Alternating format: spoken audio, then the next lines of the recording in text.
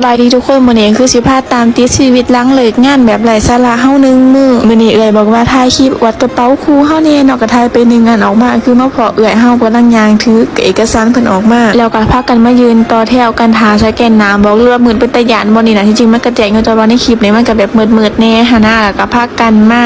ถ่ายคลิปวิดีโอบ๊ายบายกล่องจักน้อยนึงเพิ่นหั่นน่ะ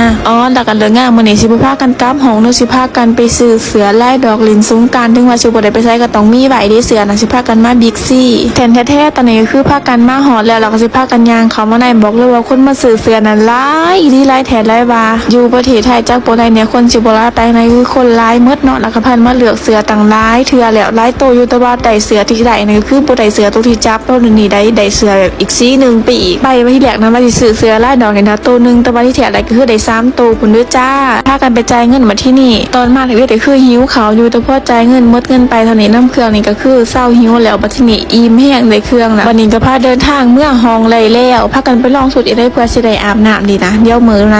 สิมาใส่สูตรให้เบิ่งเด้อสิมาลองให้เบิ่ง